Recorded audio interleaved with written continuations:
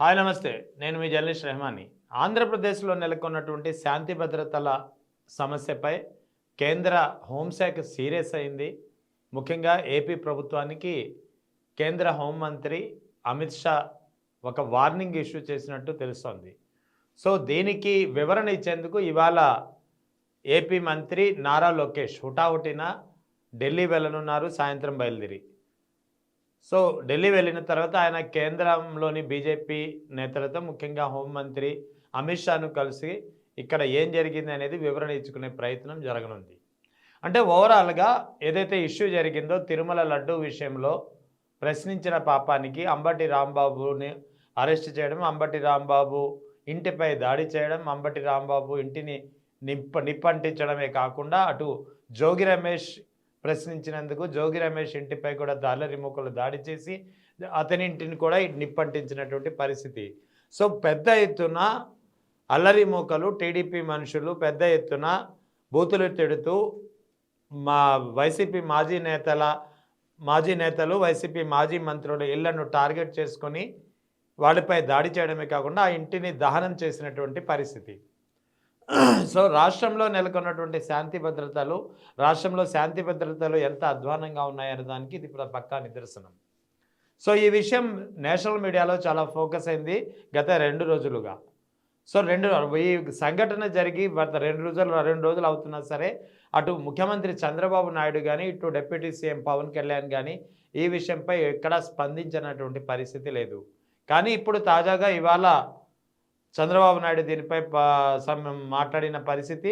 అదే సమయంలో ముఖ్యంగా ఎవరైతే ఈ గుంటూరు అంబటి రాంబాబు ఇంటికి నిప్పంటించిన కేసులో ఎవరైతే మొత్తం అల్లరి మూకలకు నేతృత్వం వహించారని చెప్పి ఆరోపణలు ఎదుర్కొంటున్నారో, ముఖ్యంగా ఆ గుంటూరు వెస్ట్ ఎమ్మెల్యే గల్లా మాధవి, ఆమె భర్త రామచంద్రరావు ఇద్దరిని A1, A2లుగా పేర్కొంటూ ఇప్పుడు కేసు నమోదైంది.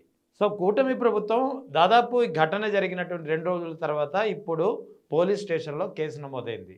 సో, పోలీస్ స్టేషన్లో కేసు నమోదవడానికి కారణం ఏంటనేది పరిశీలిస్తే కేంద్ర ప్రభుత్వం నుంచి వచ్చినటువంటి ఒక హెచ్చరిక.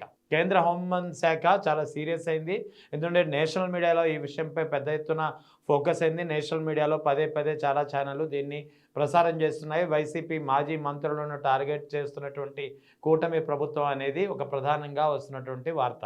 సో, ఈ క్రమంలో ఇది ఖచ్చితంగా ఎన్డీఏ నేతృత్వంలో ఎన్డీఏ భాగస్వామి పక్షాలుగా ఉన్నటువంటి కూటమి ప్రభుత్వానికి ఇది ఒక పెద్ద తలవంపుగా మారే ప్రమాదం ఉంది. ముఖ్యంగా రానున్న కొద్ది రోజుల్లో ముఖ్యంగా 5 రాష్ట్రాల్లో ఎన్నికలు జరగనున్నాయి. ఆంధ్రప్రదేశ్కు పొరుగున ఉన్నటువంటి తమిళనాడు, కేరళ, ఇటు పశ్చిమ బెంగాల్, అస్సాం, పుదుచ్చేరి ఈ 5 రాష్ట్రాల్లో అసెంబ్లీ ఎన్నికలు జరగనున్నాయి. సో, ఈ క్రమంలో ఈ 5 రాష్ట్రాల ఎన్నికలపై బీజేపీ చాలా దృష్టి పెట్టింది. సో, దీంతో ఇప్పుడు ఒకవేళ కూటమి పార్టీలో ప్రధాన భాగస్వాములుగా ఉన్నటువంటి పార్టీల నేతృత్వంలో ఉన్నటువంటి ప్రభుత్వంలో ఇలా ప్రతిపక్ష పార్టీల మాజీ మంత్రుల ఇళ్లను టార్గెట్ చేసి ఆ ఇంటికి నిప్పంటించారు, పోలీసులు చోద్యం చూస్తున్నారనే వార్త ఎప్పుడైతే బయటకు వచ్చిందో ఇది ఖచ్చితంగా రానున్న ఎన్నికలపై ప్రభావం పడుతుందా పడదా అనేది కాసేపు పక్కన పెడితే ఖచ్చితంగా బీజేపీ ప్రభుత్వానికి ఎన్డీఏ ప్రభుత్వానికి ఒక తలవంపుగా మారింది. అందుకే కేంద్ర హోంమంత్రిత్వ శాఖ ఈ విషయంపై సీరియస్ అయ్యి దీనికి సంబంధించినటువంటి హెచ్చరికలు జారీ చేసింది. ఇప్పుడు దీనికి అనుగుణంగానే ఇప్పుడు దీనిపై వివరణ ఇచ్చేందుకు మంత్రి నారా లోకేష్ ఇవాళ హుటాహుటిన ఢిల్లీ వెళ్ళనున్నారు.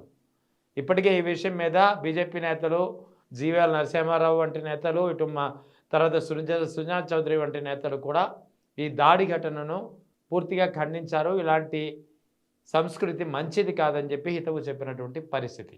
సో, ఓవరాల్గా కేంద్ర ప్రభుత్వం ఎప్పుడైతే ఈ విషయంపై